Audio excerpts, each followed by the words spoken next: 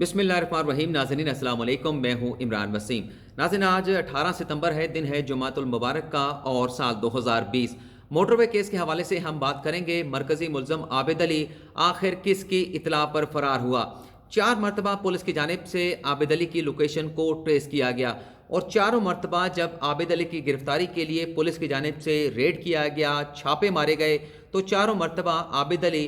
Police की गिरफ्तारी से बच निकलने में कामयाब हो गया। बुध और जुमरात की दरमियानी शब खातून के साथ ये ज्यादती का वाक़या पेश आया। अगले रोज़ 10 सितंबर को रात 8 बजे क्या हुआ था, क्या फ़ैसला किया गया था और उन फैसलों के हवाले से अगले दिन 11 सितंबर को क्या नई डेवलपमेंट सामने आई थी, इन दोनों ख़बरों की तफसीलात आपके साथ हम शेयर करेंगे। लेकिन इससे पहले जो पंजाब हुकूमत की जानिब से संगीन जुराइम में मुलव्वस अफराद का डाटा बेस तश्कील देने का एक बड़ा फ़ैसला किया गया है, इस खबर की तफसीलात आपके साथ हम शेयर करेंगे कि इस डेटाबेस का मुस्तकबिल में क्या फ़ायदा होगा और संगीन जुराइम में मुलव्वस अफराद को मुल्ज़मान की गिरफ्तारी के लिए किस हद तक ये डेटाबेस मददगार साबित होगा, ये सारी तफसीलात आपके साथ हम शेयर करेंगे। नाज़रीन, जिस तरह से पंजाब हुकूमत को खातून के साथ ज़्यादती के जो मुल्ज़मान थे उनको ट्रेस आउट करने में, उनकी गिरफ्तारी के सिलसिले में मुश्किलात का सामना करना पड़ा है, माजी में भी पुलिस को, पंजाब हुकूमत को इसी किस्म के मसाइल, इसी किस्म की रुकावटें दरपेश रही हैं। लेकिन तारीख में ये पहली मरतबा फ़ैसला मौजूदा पंजाब हुकूमत की जानिब से किया गया है कि पंजाब की जेलों में जो कैद ऐसे मुल्ज़मान हैं जो संगीन जुराइम में मुलव्वस हैं, उन्हें गिरफ़्तार किया गया है, चाहे वो किसी कत्ल की वारदात में हैं, चाहे वो किसी बच्चे के साथ ज़्यादती के जुर्म में गिरफ़्तार हुए हैं या किसी खातून के साथ रेप के जुर्म में उन्हें गिरफ़्तार किया गया है। ऐसे मुल्ज़मान का DNA सैंपल्स लिए जाएंगे और DNA सैंपल्स लेने के बाद उनका क्रिमिनल प्रोफाइल बनाकर पंजाब फॉरेंसिक लैब में महफूज कर लिया जाएगा। और ये फैसला इसलिए किया गया है कि जिस तरह से एक मिसाल आपके सामने है, मुल्ज़म आबिद अली 2013 में उसने एक खातून के साथ, उसकी बेटी के साथ ज़्यादती की, लेकिन बाद में दबाव डालकर उनके साथ सुलह कर ली। लेकिन उस वाक़े में भी आबिद अली का DNA सैंपल लिया गया था जो कि पंजाब फॉरेंसिक लैब में वहाँ पर महफूज था। और फिर जब ये खातून के साथ ज़्यादती का वाक़या पेश आया, जाए वक़ुआ से जो फॉरेंसिक माहिरीन ने जो शवाहिद इकट्ठे किए गए थे, कितने शवाहिद इकट्ठे किए गए थे, इसकी तफसीलात आगे चल के मैं आपके साथ शेयर करूँगा। तो वो शवाहिद जो हैं पहले से जो डेटाबेस मौजूद था उसके साथ मैच कर गए थे। तो इसलिए मुस्तकबिल में इस किस्म के वाक़यात में मुल्ज़मान को ट्रेस आउट करने के लिए, मुल्ज़मान की निशानदेही करने के लिए, मुल्ज़मान की गिरफ्तारी के लिए ये डेटाबेस जो है वो तश्कील देने का फ़ैसला किया गया है, ताकि इस तरह के मुल्ज़मान जो जेलों से रिहा होने के बाद, अदालतों से ज़मानत लेने के बाद दोबारा से इस तरह के संगीन जुराइम में मुलव्वस हो जाते हैं, इंडल्ज हो जाते हैं, अगर दोबारा से वो इस किस्म की वारदात करें तो उन्हें आसानी से ट्रेस आउट किया जा सके। तो इसमें पंजाब हुकूमत की जानिब से बाकायदा तौर पर जो फॉरेंसिक माहिरीन हैं उन्हें ग्रीन सिग्नल दे दिया गया है और इस मनसूबे के हवाले से, डेटाबेस तश्कील देने के हवाले से जो इब्तदाई तखमीना है वो भी पंजाब हुकूमत की जानिब से तलब कर लिया गया है। तो कब तक ये मनसूबे पर काम मुकम्मल हो जाएगा, जो भी डेवलपमेंट होगी आप नाज़रीन के साथ डिस्कस करेंगे। लेकिन अब हम बात कर लेते हैं जो हमारा पहला टॉपिक है कि मरकज़ी मुल्ज़म आबिद अली किसकी इत्तला पर आखिर फ़रार होने में कामयाब हुआ। नाज़रीन, जब यह खातून के साथ ज़्यादती का वाक़या पेश आया, अगले रोज़ 10 सितंबर को रात 8 बजे जो फॉरेंसिक माहिरीन ने जाए वक़ुआ से 9 ऐसे सैंपल्स हासिल किए थे, शवाहिद हासिल किए गए थे जो इस मुकदमे में मुल्ज़मान की गिरफ्तारी के सिलसिले में मददगार साबित हो सकते थे। हत्ता के जो मुल्ज़मान थे जिन्होंने खातून के साथ ज़्यादती की थी, बड़ी महारत के साथ उनकी जानिब से ये वारदात की गई थी, खातून को लूटा भी गया था, खातून के साथ ज़्यादती भी की गई थी और उसके बाद वहाँ से वो बच निकलने में कामयाब हो गए। लाहौर के एक हमारे सहाफ़ी दोस्त हैं, उनकी जानिब से ये बताया गया था कि ये जो मुल्ज़मान थे आबिद अली, शफकत अली या जो बाला मिस्त्री थे, ये मोटरवे पर कार्रवाइयाँ नहीं करते थे। इससे पहले ये लोग जो है मोटरवे से जो नीचे गुजरने वाली एक सड़क है वहाँ पर, ये सड़क है, वहाँ पर ये कार्रवाइयाँ करते थे। वहाँ से अगर कोई गाड़ी गुजरती थी, कोई मोटरसाइकिल गुजरता था तो उसे रोक लिया जाता था, उसे लूट लिया जाता था। लेकिन उस शब जब खातून का पेट्रोल मोटरवे पर ख़त्म हो गया और उन्होंने देखा कि गाड़ी काफ़ी देर से मोटरवे पर खड़ी है, तो इन लोगों ने ये सोचा, पहले भी यहाँ पर वारदातें करते रहे, हैबिचुअल ये मुल्ज़मान थे, इनका हिस्ट्री भी मौजूद है, तो उन्होंने यही समझ कर कि हमारा शिकार वहाँ पर खड़ा है, इस खातून के पास गए और जो भी चीज़ें हुई खातून के साथ वो उसे दोबारा बयान करने की ज़रूरत नहीं है और ये वारदात सामने आ गई। और जब अगले रोज़ 10 सितंबर को फॉरेंसिक माहिरीन मौके पर पहुंचे तो 9 एविडेंस उनकी जानिब से कलेक्ट किए गए 4 ایسے ایویڈنس تھے جس میں شیشے پر لگا ہوا خاتون اور جو گاڑی کے ہینڈل تھے جو ملزمان گاڑی کے دروازوں کو کھولنے کی کوشش کرتے رہے، اور 2 ایسے ایویڈنس ہیں جس کا میں نام نہیں لے سکتا کیونکہ وہ چیزیں ہی ایسی ہیں۔ تو یہ 4 ایویڈنس ایسے تھے، 4 نمونے ایسے تھے جو عابد علی کے 2013 کے کرمنل ڈیٹا بیس کے ساتھ ڈی این اے سیمپلز کے ساتھ میچ کر گئے۔ دراصل ناظرین ہوتا یہ ہے کہ جب کسی کا ڈی این اے سیمپلز لیا جاتا ہے تو اس کا پروفائل بنانے میں عام طور پر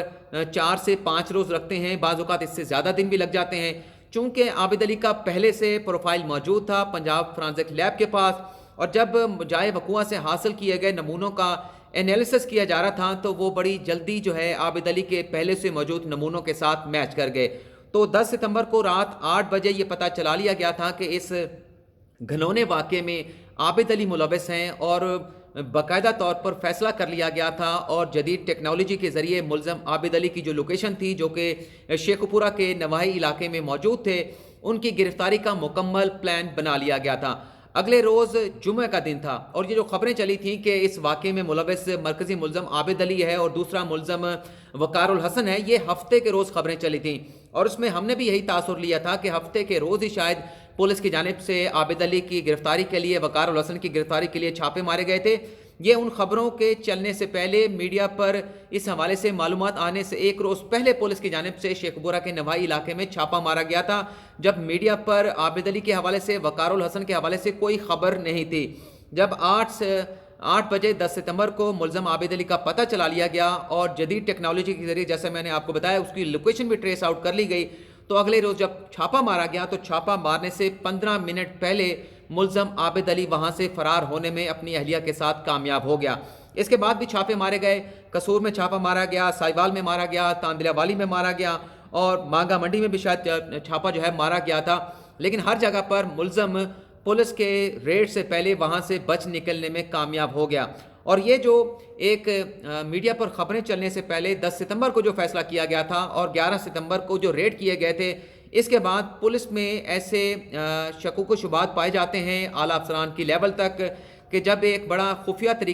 طریقے سے یہ فیصلہ کیا گیا تھا اور کسی کو اس بات کا علم نہیں تھا کہ عابد علی کی جو ٹری ہے وہ نکال لی گئی ہے، اس کا تمام ڈیٹا جو ہے وہ ایکسیس کر لیا گیا ہے، تو کس طرح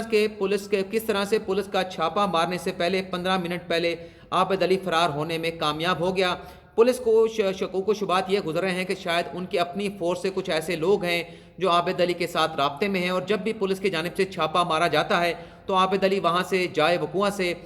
فرار ہونے میں کامیاب ہو جاتا ہے۔ تو انہی شکوک و شبہات کو مد نظر رکھتے ہوئے پنجاب حکومت کی جانب سے جو تحقیقات کا سلسلہ ہے اسے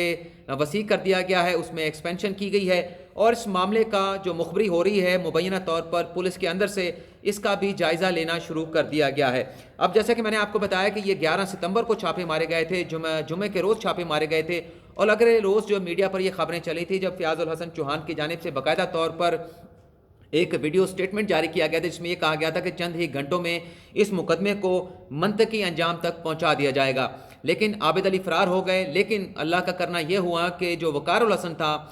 یہ اللہ کی ایک غیبی مدد تھی اس مقدمے میں پولیس کے لیے، پاکستان کی عوام کے لیے، پنجاب حکومت کے لیے، کہ وقار الحسن اس نے خود رضاکارانہ طور پر اپنی گرفتاری پیش کر دی، اور پھر وقار الحسن کی جانب سے جو انکشافات کیے گئے، جو چیزیں بتائی گئیں، اس کی روشنی میں پھر جو دوسرا مرکزی ملزم تھا شفقت علی، اسے گرفتار کیا گیا، بالا مستری کو گرفتار کیا گیا، اور عابد علی کے رشتہ داروں کو گرفتار کر لیا گیا۔ لیکن تاحال 9 ستمبر سے لے کر آج تک، آج 18 ستمبر ہو چکا ہے، جو مرکزی ملزم ہے عابد علی وہ پولیس کو گرفتار نہیں کر سکی۔ ایک تو یہ بڑا اچھا فیصلہ پولیس کی جانب سے کیا گیا ہے کہ کہیں عابد علی بیرون ملک فرار نہ ہو پائے، اس کا شناختی کارڈ جو ہے وہ سسپینڈ کر دیا گیا ہے، اور شاید پولیس کے پاس یہ بھی رپورٹ ہے کہ عابد علی کا پاسپورٹ بھی موجود ہے، اور اس لیے جتنے بھی پاکستان سے باہر جانے والے راستے ہیں وہاں پر بھی جو میسیجز ہیں، جو خطوط ہیں، جو مراسلے ہیں بھجوا دیے گئے ہیں کہ اگر اس نام کا، اس ڈیٹا کا بندہ آتا ہے باہر جانے کے لیے تو اسے وہاں پر روک لیا جائے، باہر جانے کی اجازت نہ دی جائے۔ لیکن ایک جو ڈیولپمنٹ ہوئی ہے کہ جو خاتون ہے جس کے ساتھ یہ زیادتی کا واقعہ پیش آیا، اس واقعے کے بعد وہ بالکل گمنامی میں چلی گئی تھیں، لیکن اب انہوں نے بڑی بہادری کا ایک فیصلہ کیا ہے کہ جو ملزمان گرفتار کیے گئے ہیں ان کی شناخت پریڈ پر نہ صرف رضامندی کا اظہار کر دیا گیا ہے، بلکہ خاتون نے शफकत अली की बाकायदा शनाख्त परेड भी कर दी है। इससे पहले नाज़रीन आपने देखा था कि कोयटा में जो पुलिस सार्जेंट के साथ एक वाक़या पेश आया था, अब्दुल मजीद अचकज़ई ने अपनी गाड़ी तले उस पुलिस सार्जेंट को रौंद दिया था, कुचल दिया था, लेकिन अदालत ने इस बुनियाद पर उस मुल्ज़म को रिहा करने का हुक्म दिया था कि एक तो गवाहों की जानिब से जो स्टेटमेंट दिए गए हैं, जो बयानात दिए गए हैं, उसकी रोशनी में जुर्म साबित नहीं होता, और मुद्दई की जानिब से और गवाहों की जानिब से मरकज़ी मुल्ज़म अब्दुल मजीद अचकज़ई की शनाख्त परेड भी नहीं कराई गई। तो ये एक लकूना था जिसकी वजह से अब्दुल मजीद अचकज़ई रिहा होने में, बरियत हासिल करने में कामयाब हुए। तो इसी चीज़ को मद्देनज़र रखते हुए पंजाब हुकूमत ने खातून को राज़ी किया कि वो मुल्ज़मान की शनाख्त परेड करे ताकि उन्हें अदालतों से कड़ी